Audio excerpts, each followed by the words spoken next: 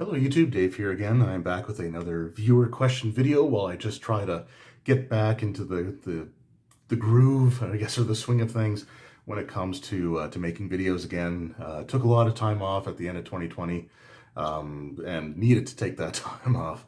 But trying to get back into things, still feel a little bit rusty. So before I get into some of the more involved videos, I thought I would just try to, again, just get comfortable being behind the camera again.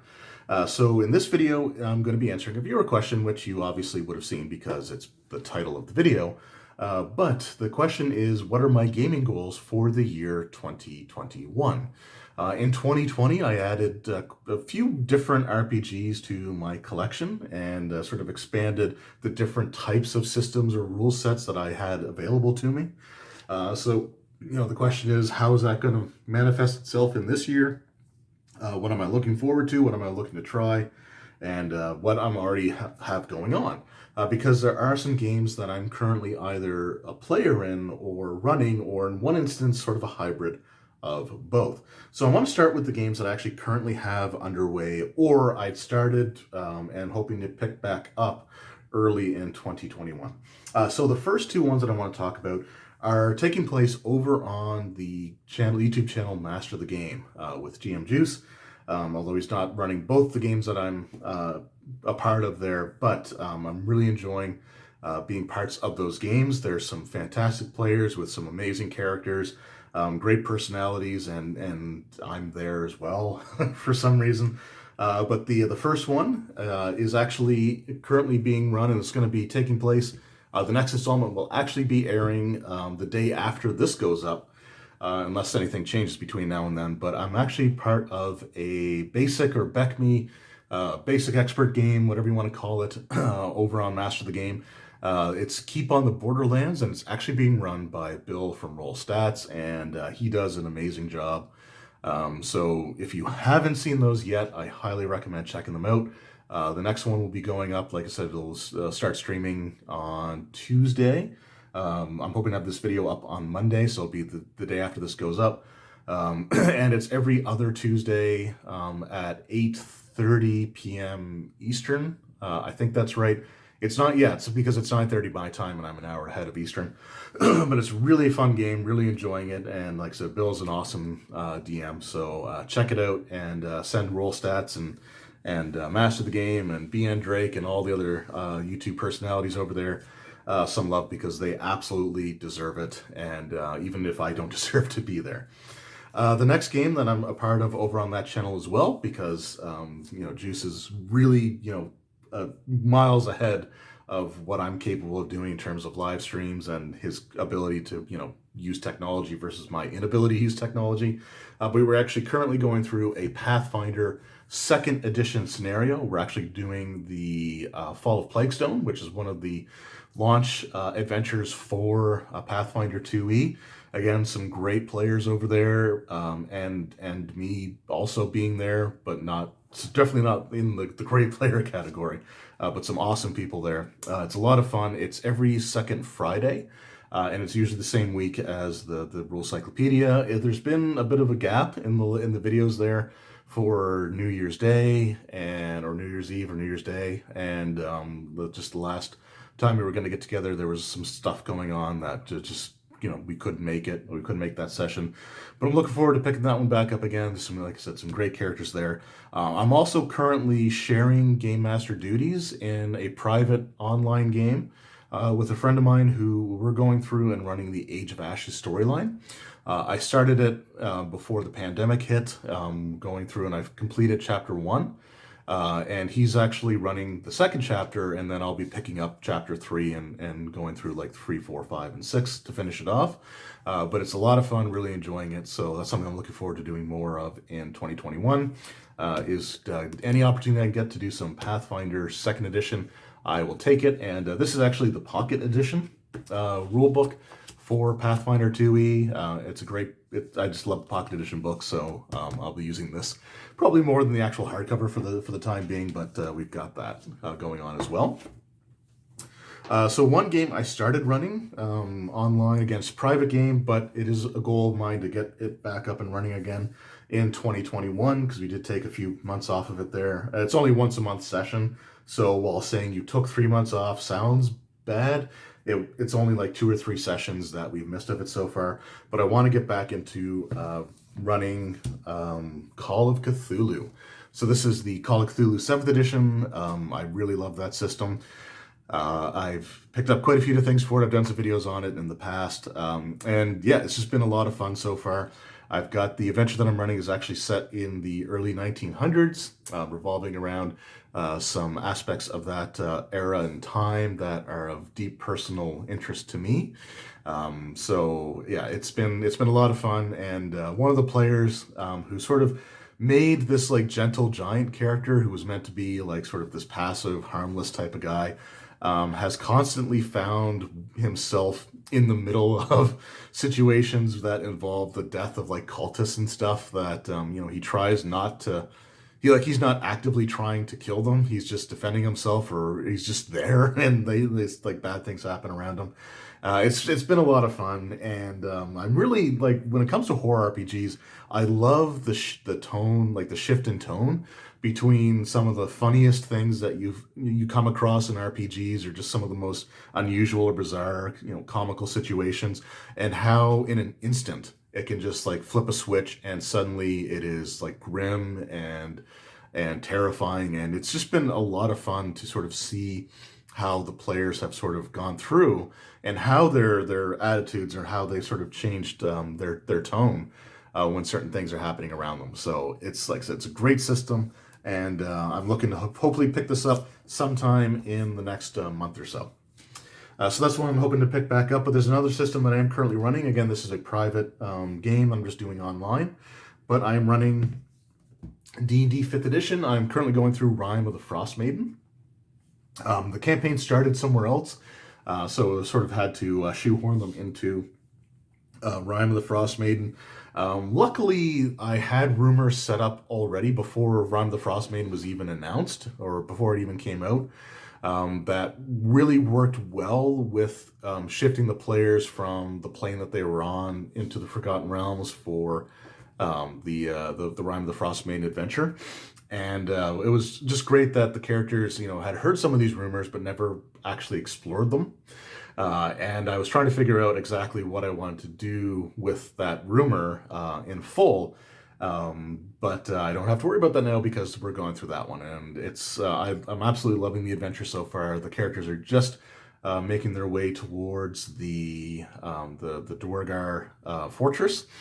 To find out what's going on there with the Shardolin that the Duergar have been harvesting, and finding out what that's all about. No spoilers in the comments below, because some of the players in the group, for whatever reason, watch these videos.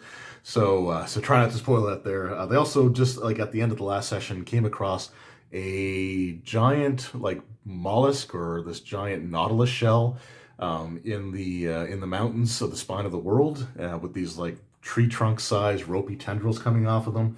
But they didn't get any closer to it. They just sort of came across it from at a distance. But I'm looking forward to how that's going to play out, because it's one of my favorite parts of the whole book. So I'm just kind of glad that I was able to work it in based on the route that they had to travel and the locations, stuff like that. So we're going to look forward to that. So D&D 5th edition, again, going to be a big part of my 2021. Another D&D game that I'm hoping to get a chance to run in 2021 is actually going back and revisiting AD&D 2nd edition for the first time in 20 years. And the first time running it without having my feelings towards the edition tainted by bad experiences that I had with veteran players that just had no interest in helping someone beginning learn how to play the game, and their attitudes towards someone who's just, getting into the game for the very first time, not already owning a set of dice, just like a lot of just attitude issues that for years I associated wrongly, but I just associated mentally with the 2nd edition AD&D system. And, I've sort of corrected that, and I've sort of gone back and developed a new appreciation for 2nd edition AD&D. and I'm really looking forward to running it. I don't know if I'm going to do a homebrew adventure at this point in time, because it's probably going to be more towards mid to late 2021. We'll see how that sort of shapes up. But I don't know if it's going to be that, or I've considered adapting a first edition AD&D adventure, like even considering doing the Against the Slave Lords campaign, which I have the hardcover for. So I'm considering doing that as well, and just converting it to second edition, because it's really not that difficult to do so. But we'll see how that goes. But yeah, AD&D 2E, I really want to try again, really for the first time, because it'll be the first time running it, actually knowing what I'm doing. To an extent, anyway. So another system that I know for sure I will be running at some point in 2021. This again will be over on the Master the Game channel, because Juice is just so much better at streaming than I could ever hope to be. But we're going to be looking at running some Alien role-playing game. In particular, I'm going to be running the Destroyer of Worlds box set cinematic scenario. I really like that adventure, really just enjoying reading through it. I've watched a couple of other groups do a live gameplay of it. The only one that I managed to watch all the way through was on the channel Slices and Dices. Again, you should definitely check those guys out, because man, they do some awesome stuff there in terms of like the quality and the setup and everything. But yeah, I'm looking forward to running this. I love the Alien universe. They're the first R-rated movies that I ever saw. When I was admittedly way too young to watch them, but I did anyway. I don't think it affected me, but I guess that's not, I wouldn't be able to tell anyway. But yeah, I really love this system. I've done some videos on it already. The next video that I do is going to be on the stress and panic system. I've already looked at character creation for campaign play, as well as an explanation of like what the skills are and how to roll them. And then after I do the stress and the panic system, I want to do some combat situations. So there'll be one against like a humanoid target, and then I'll have one against like an actual xenomorph. I probably won't survive either of them with the character that I've made, but it'll be fun to go through and try that anyway. But so 2021 is going to be a big year for me and the Alien role-playing game. So this is one that I really want to do more stuff with. And even, again, probably some private games as well, because there is like Hadley's Last Day, or I think it's, or Hope's Last Day, sorry, taking place on Hadley's Hope, LV 426. In between the events, the first part of Aliens and, when the Colonial Marines arrive. So it sort of takes place after Burke sends the location to be explored on LV 426, and right up to the point where the colony loses contact, or right after the colony loses contact with the company. So there's all kinds of stuff that I can run. Like I said, I'm hoping to run a few different scenarios, but at least one of them should be live streamed unless anything comes up between now and then. But looking forward to that.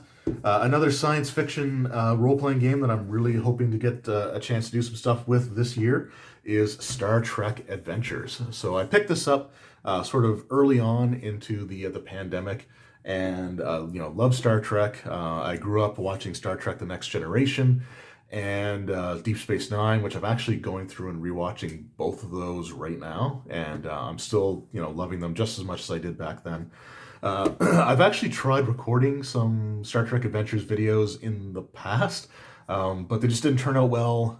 I wasn't in the right frame of mind to really try to explain rule sets or stuff like that. But I'm, like I said, hoping to change that in 2021. Again, I don't know how this is going to manifest itself. It'll be a live stream, or if it'll just be a private game. But I do want to run some Star Trek Adventures at some point. And I actually know that I want to run a scenario that I've been sort of thinking about the last few days, that I'm going to design myself, that I'm really looking forward to trying out. But yeah, I love this book. There's a lot of great stuff in here. I just love the design of it, like the layout, how it looks like the comm panels from the from the show. Whenever you see people typing on their panels, some great artwork in there. Again, just some really cool stuff overall. It also has this character here that looks a lot like, I forget the actress name, but she played April Ludgate on Parks and Recreation. So it's just kind of interesting that she just looks to me so much like her. It's probably a coincidence, but who knows? But yeah, it's really kind of cool to see that. But I just love the layout. I love the artwork, and I love the Star Trek universe. So I'm looking forward to getting more involved with this. So this is something I think, again, is going to be a lot of fun to go over and try. Again, just awesome, fantastic layout. It does a really good job building the world as well. So it gives you a lot of useful information, a lot of background stuff, and yeah, it's just a fantastic book. I actually have the Alpha Quadrant source book on its way. I ordered it. It's just a matter of it being shipped out and arriving. So I'm really looking forward to getting that as well. I'm hoping to at least get the 4 quadrant books at some point, and I also want to get the they're gonna be coming out with a campaign book later this year. I don't know when it's gonna take it or when it's gonna come out, but I really want to pick that up as well, and probably start running that shortly after it comes out. But yeah, Star Trek Adventures, really looking forward to it.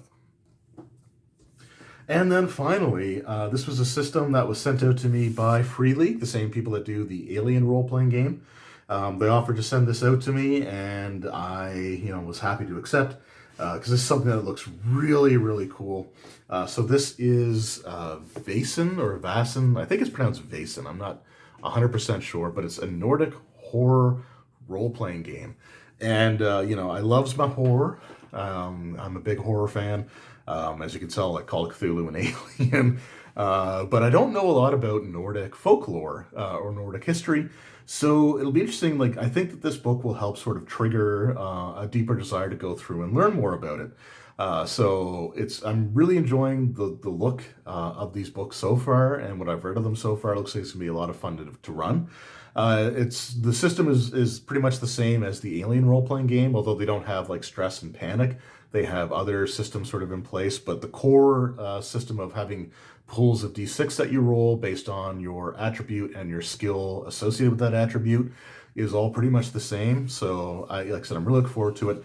The first thing, the quality of the book is fantastic. I don't know if it's going to show up particularly well on camera, but there's actually a nice sort of textured, high quality feel to the cover itself. It does come with with the bookmark built in, but the paper stock is actually a nice sort of thicker, higher quality paper stock than what a lot of RPG books actually come with.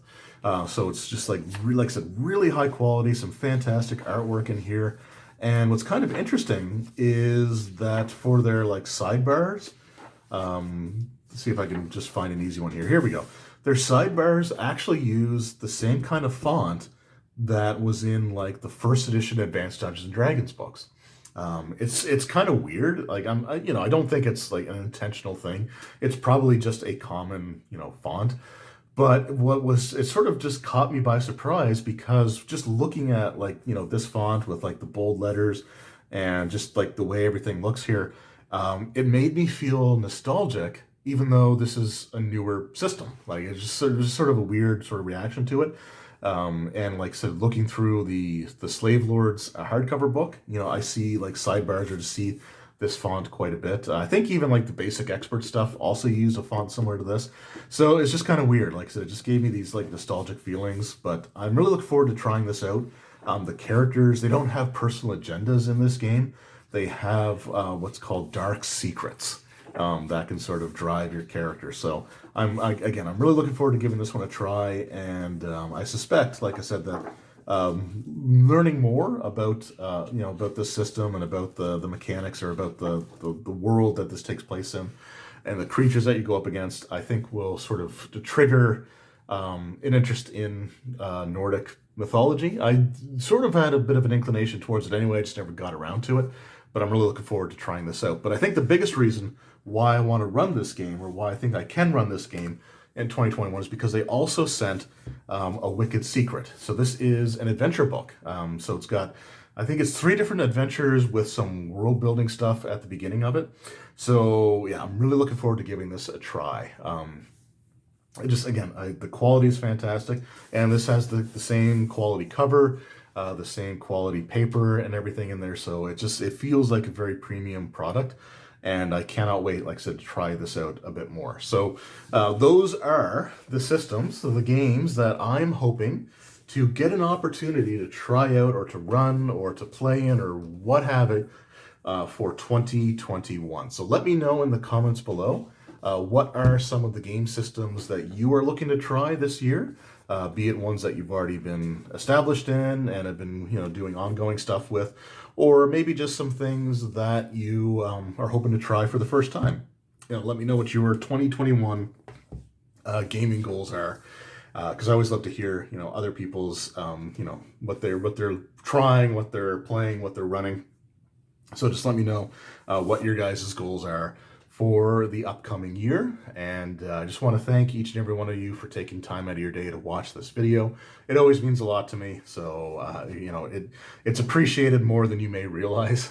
So I just wanted to make you aware of that. So thank you very much from the bottom of my heart for taking time to watch these videos. I don't necessarily deserve it, but it means the world to me. So hopefully you guys come back for the next video. I'm not quite sure what it's going to be yet. I do have a Pathfinder 2nd Edition product video that I really want to get done. I'm hoping to get back to my buyer's guide videos for D&D, Pathfinder, and Starfinder. And we'll sort of go from there. But anyway, thank you guys again very much for watching. And until the next video, take care of yourself.